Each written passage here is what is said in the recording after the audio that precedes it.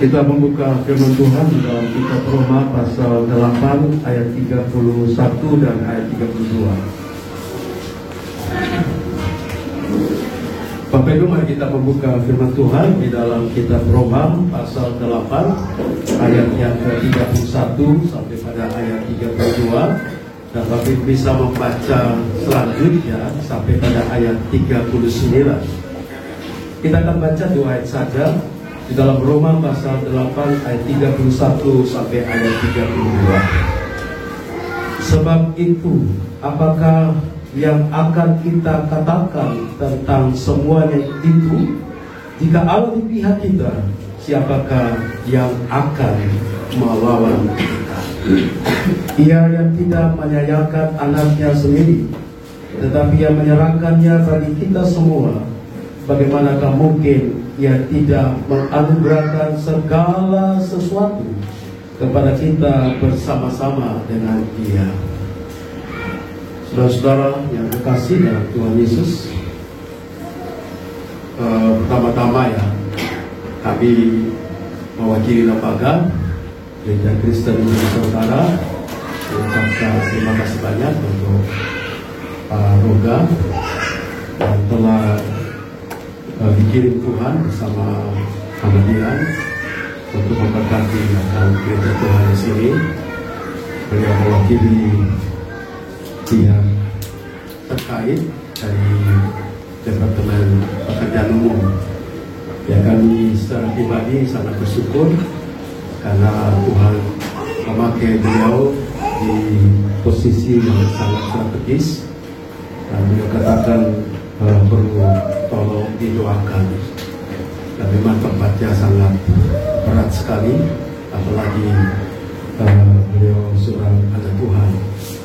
Di tempat demo kita tahu banyak sekali situasi yang kita mengenakan. Tetapi yang saya syukuri bersama mewakili jemaat adalah apa yang beliau sampaikan kepada kita berupa dukungan untuk gereja kita kepada Bapak Ibu. Kasih Tuhan. Atas nama jemaat kami ucapkan sekali lagi terima kasih kepada Pak Luka dan Ibu. Dan memang sudah beberapa kali beliau ambil bagian dalam memberkati jemaat kita yang ada di sini.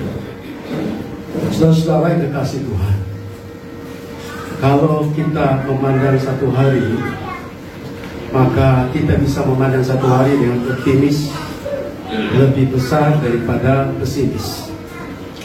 Tapi kalau saudara memandang apa yang saudara lakukan 2 hari atau 3 hari, maka saudara bisa memandang masih juga optimis dan juga mungkin juga pesimis.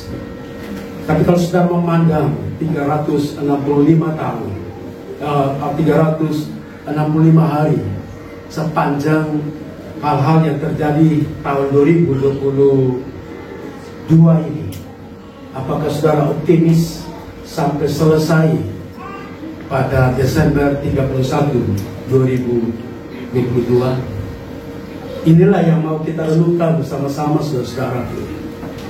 Apa kita bisa melangkah di dalam tahun ini ya optimisme dengan keyakinan bahwa walaupun ada lembah, ada kesulitan, kita bisa lewati. Dan kita bukan saja lewati, tapi memiliki satu keyakinan bahwa kita adalah pemenang. Karena itu saudara-saudara, saya mau membuka pikiran kita untuk melihat situasi prediksi atau ramalan-ramalan. Ini singa air ya, tahun singa air Februari tanggal 1. Ada banyak prediksi-prediksi positif dan negatif. Tapi saya tertarik dengan salah satu orang Prancis yang beberapa kali prediksi dan ramalannya sepertinya diakui oleh dunia, karena dia mencampur aduk pengalaman dia sebagai seorang antropolog dan dokter, dan membaca situasi-situasi perubahan dunia baik secara politik maupun secara sosial. Dan dia melihat ada 5 hal yang kemungkinan terjadi di dalam 2022 sampai seterusnya. Yang pertama, memang kita akui manusia diambil alih oleh kecerdasan buatan.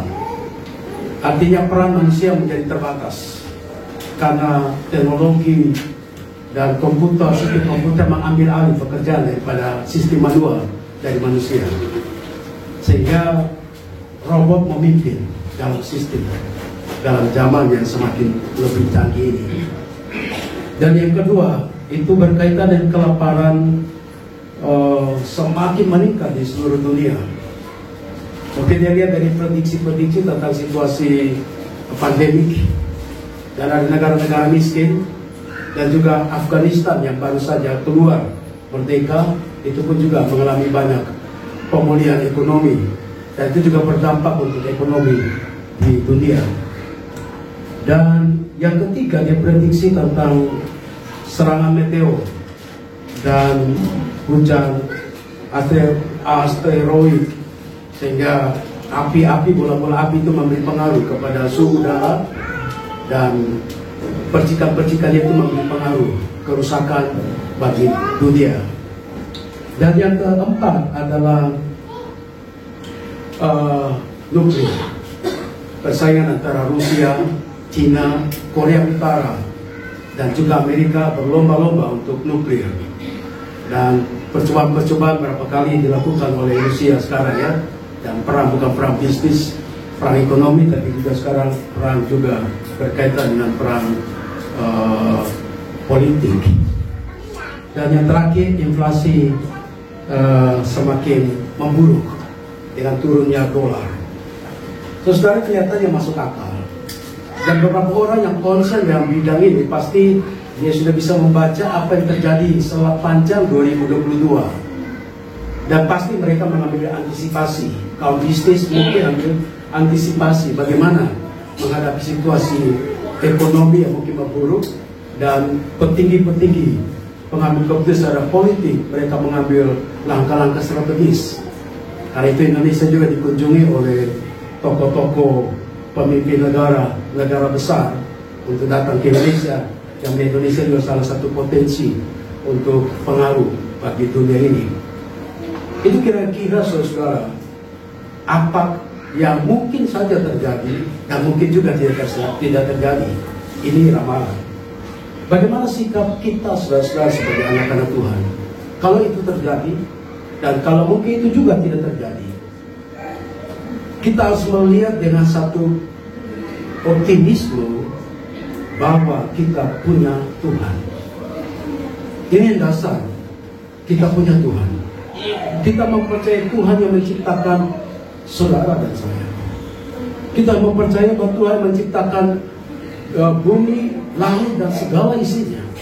Dan Tuhan yang kontrol semua sistem tata surya. Semua sistem yang ada dalam dunia ini dalam kontrol Tuhan. Kalau Tuhan berkehendak jadi, semuanya jadi. Pandemi ini dalam kaitan dengan COVID-19, kita melihat betapa dampak yang begitu besar bagi kehidupan kita, bahkan dampak bagi kehidupan rohani kita juga. Ada yang kuat secara iman, dan ada juga yang menjadi lemah secara iman. Karena itu saudara-saudaraku, saya berikan firman Tuhan sebagai hadiah bagi Bapak Ibu untuk menjalani mulai hari ini, besok, dan seterusnya dengan pandangan pengharapan sepanjang tahun ini.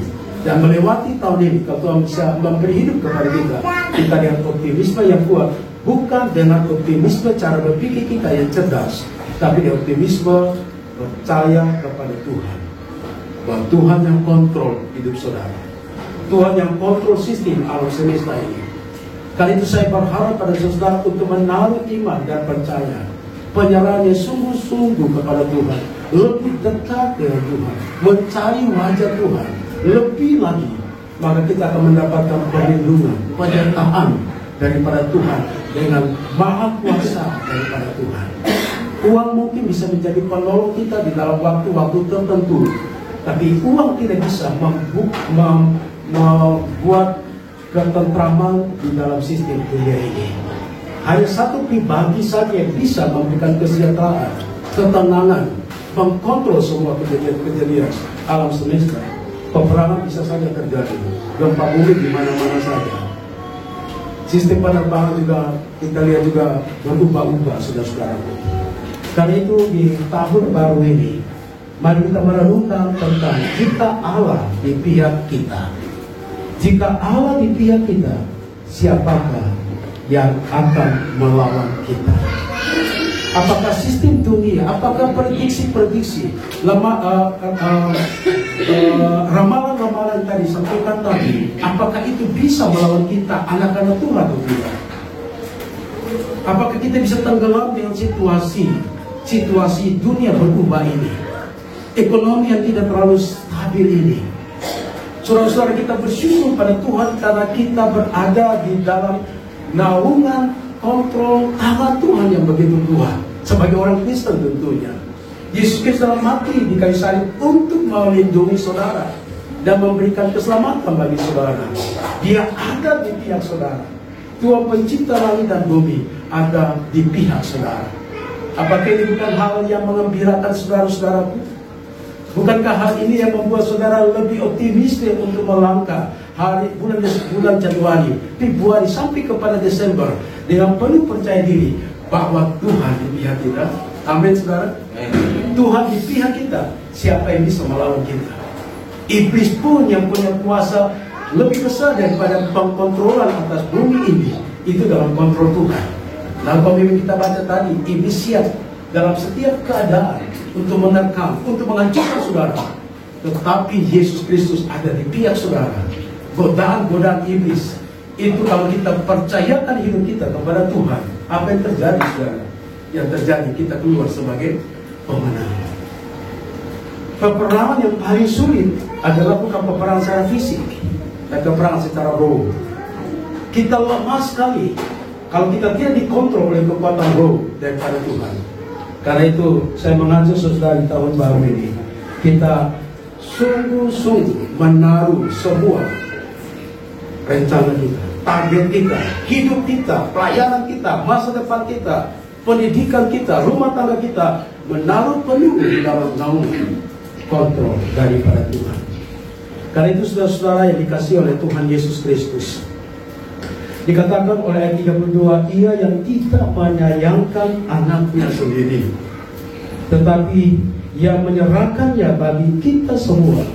Bagaimanakah mungkin Ia tidak menganugerahkan segala sesuatu kepada kita bersama-sama dengan Dia? Saudara-saudara, siapakah yang ada di pihak saudara? Yaitu Tuhan yang menciptakan langit dan bumi. Siapakah Tuhan yang ada di pihak saudara? Tuhan di pihak saudara adalah Dia yang tidak menyayangkan anaknya sendiri, tetapi Dia menyerahkan anaknya untuk saudara. Saudara bisa membayangkan betapa besarnya kasih Tuhan, anugerah Tuhan, begitu luar biasa. Betapa berharganya saudara di hadapan Tuhan. Amin. Dia menganugerahkan anaknya, putra Natal kepada saudara. Karena ada masalah besar yang tidak bisa saudara saya selesaikan, yaitu dosa. Saudara punya uang berapa banyak pun untuk menyelesaikan dosa tidak bisa, saudara. Berapa banyak waktu saudara beri untuk Tuhan untuk berdoa pun tidak bisa. Dengan doa saudara bisa menyelesaikan dosa saudara. Betapa kerajinan saudara untuk datang beribadah, setiap hari datang ke gereja berdoa pun tidak bisa menyelesaikan masalah dosa saudara. Dunia pun tidak bisa menyelesaikan dosa, karena semua orang di dalam dunia berdosa. Karena itu Allah melihat saudara dengan penuh kasih. Dia tidak menyayangkan anaknya. Dia memberi putra Natal itu mati di kayu salib itu, saudara. Dia ada di pihak kita. Saudara bisa membayangkan, yang di pihak kita itu betapa seriusnya Dia mau membackup saudara terhadap masalah apapun yang saudara hadapi.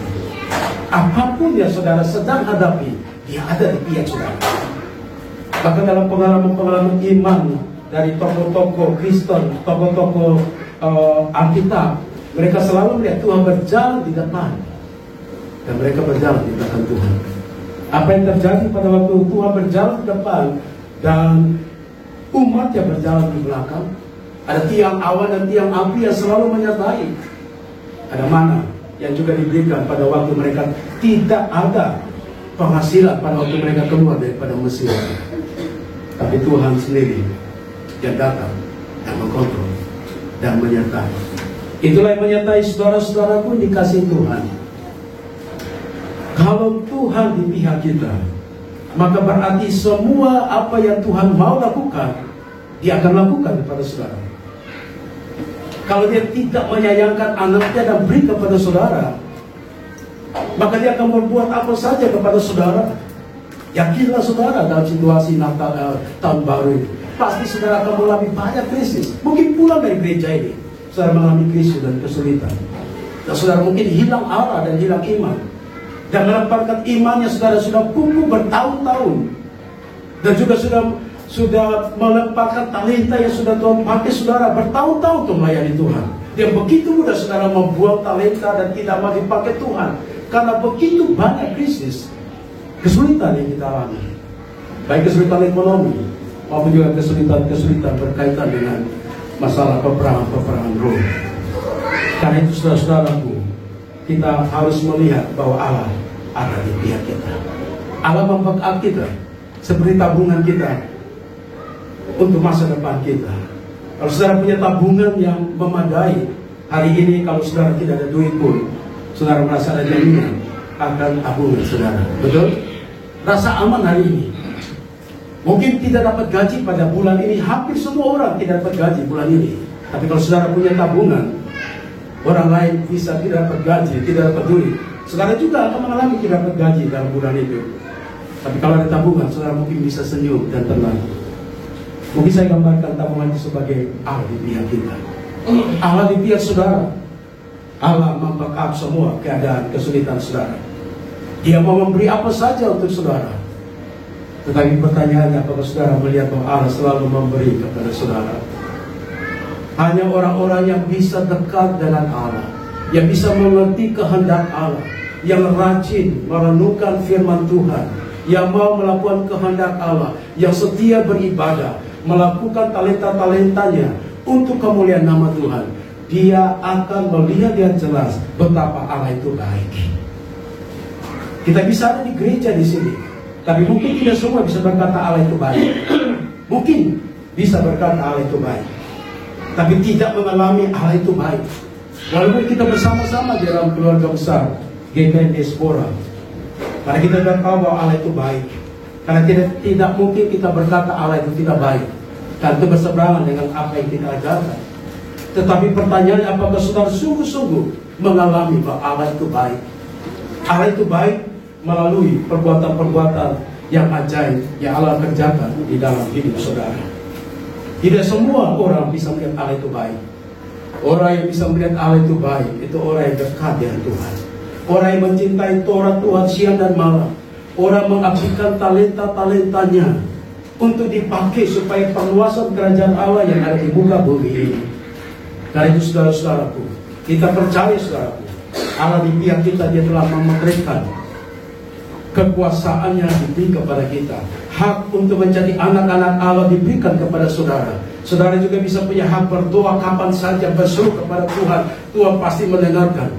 Saudara juga punya hak untuk masuk pada ruang Maha Kudus. Tidak seperti para imam yang datang 1 tahun 1 kali untuk masuk ruang Maha Kudus. Saudara punya hak untuk datang ke hadirat Tuhan kapan saja.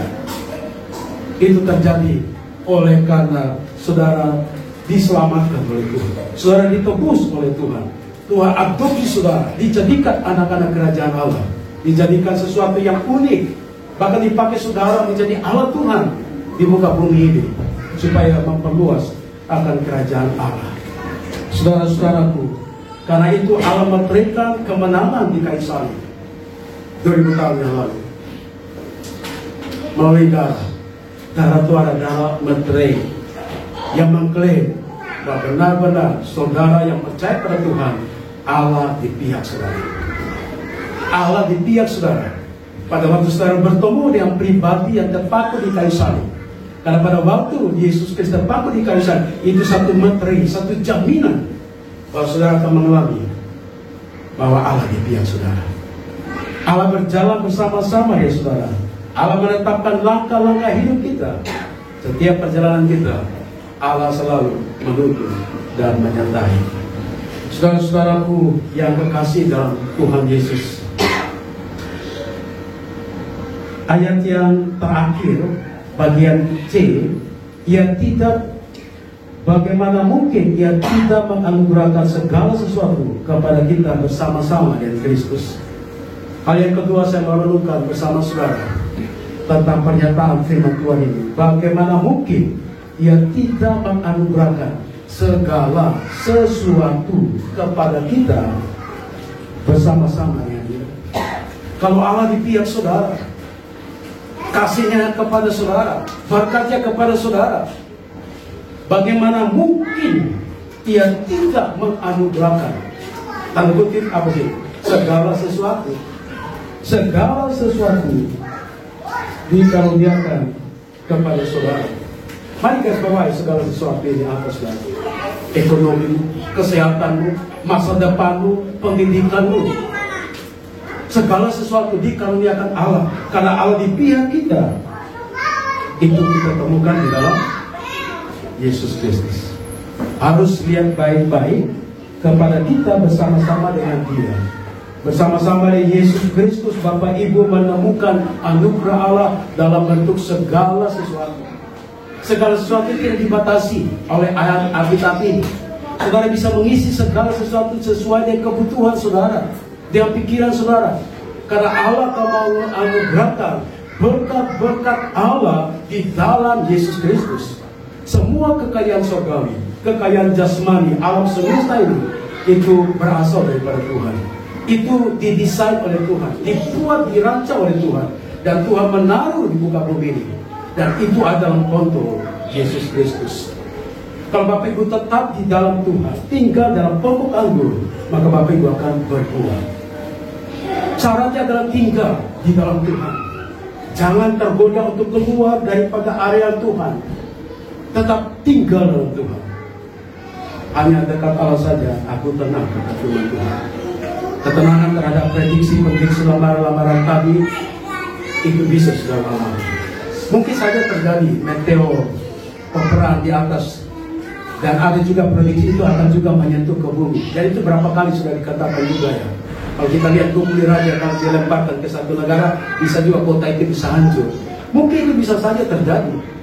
Tapi masihkah saudara di tahun baru ini percaya mungkin saja meteor itu terjadi perubahan sistem, mungkin ya, dan kemudian meteor itu akan jatuh menuju ke dunia untuk Indonesia?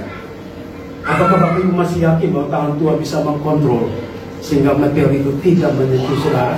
Atau mungkin terjadilah sistem yang berubah sehingga meteor itu jatuh ke bumi? Sebagai orang yang percaya, kita yakin kota Betel kita Tuhan, semua di dalam kontrol Tuhan. Semua yang terjadi di muka bumi itu atas kehendak dan desain daripada Tuhan. Kalau tanpa kehendak Tuhan tidak ada mungkin terjadi, termasuk maut, termasuk hidup kita. Kalau Tuhan tidak kehendaki saudara meninggal hari ini, tidak akan terjadi. Walaupun kanker stadium 4 itu terjadi sekarang ini, tapi kalau Tuhan tidak mencabut nyawa saudara, itu tidak mungkin akan terjadi. Itu kita sudah lihat ya, di dalam pengalaman-pengalaman beberapa anak-anak Tuhan, mereka mengalami mujizat di dalam kanker stadium yang keempat misalnya.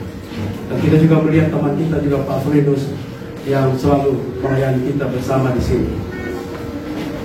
Kanker paru-parunya bocor dan sudah hampir 1 tahun.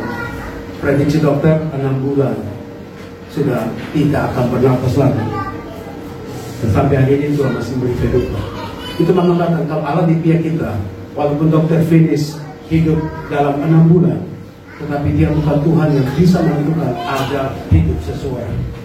Karena itu saudara, sebelum kita dipanggil Tuhan ya, ini adalah kesempatan bagi kita untuk menunjukkan bahwa Allah di pihak kita, supaya kerajaan Allah diperluas, supaya orang lain bisa melihat betapa ajaibnya Tuhan kita di dalam hidup kita.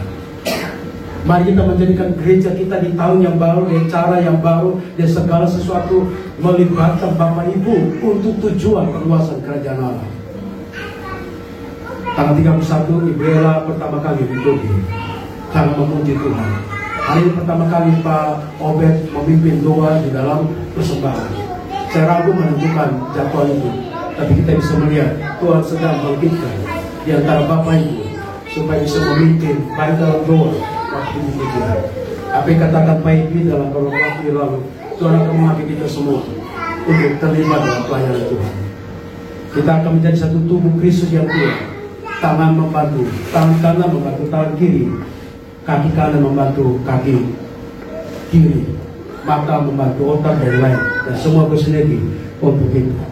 Karena itu saudara dikasih Tuhan, saya mengakhiri dengan kutipan-kutipan yang saya ambil seperti ini.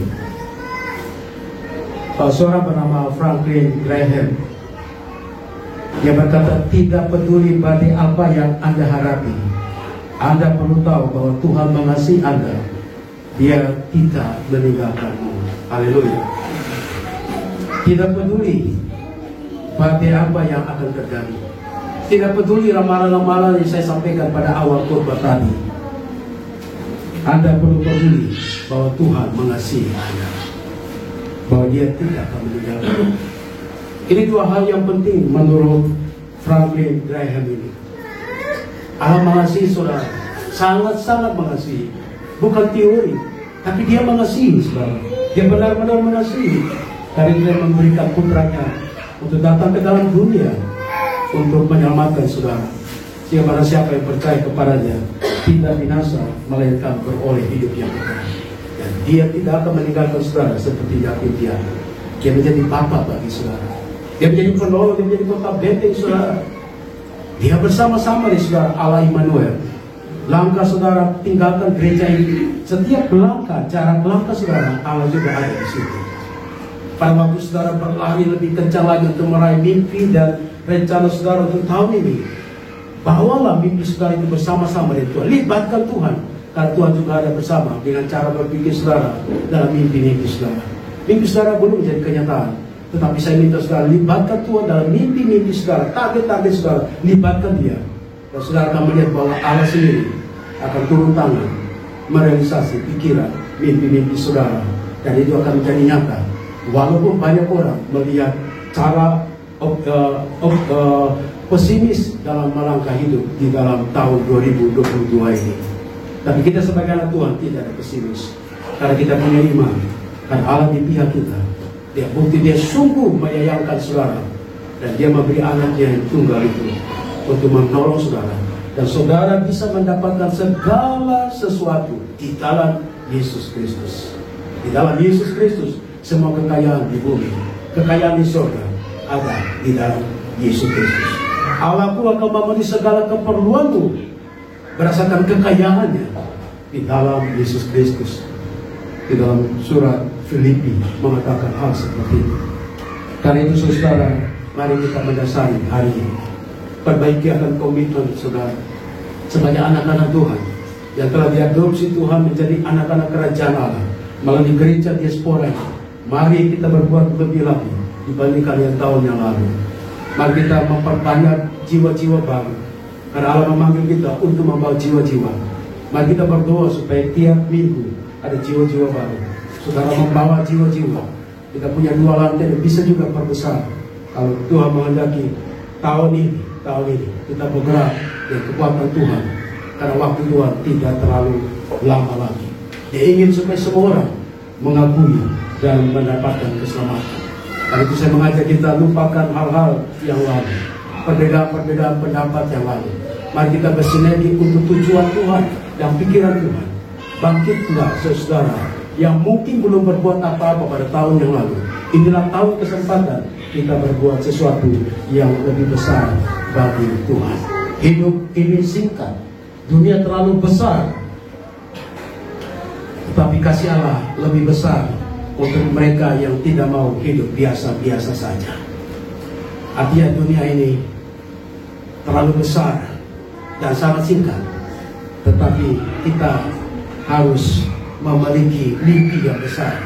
Jangan mimpi-mimpi yang biasa-biasa saja, karena Allah lebih besar daripada dunia ini. Mari lihat saudara, keluar daripada pikiran yang stuck, pikiran yang menjadi pikiran-pikiran yang kecil. Jangan saudara, Tuhan sedang bekerja di era ini. Di tahun ini juga saya percaya bahwa Tuhan sedang bekerja untuk supaya kita semua anak Tuhan ambil bagian, berbuat sesuatu, bukan hal-hal yang kecil. Kalau kita misalkan tahun lalu hanya menjalankan kantong persembahan, tahun ini mungkin ada gairah untuk kita bisa menjadi pemimpin pujian, atau menjadi seorang penginjil, atau menjadi seorang pemimpin kelompok-kelompok sel. Kita bersinergi bersama-sama karena Allah begitu luar biasa.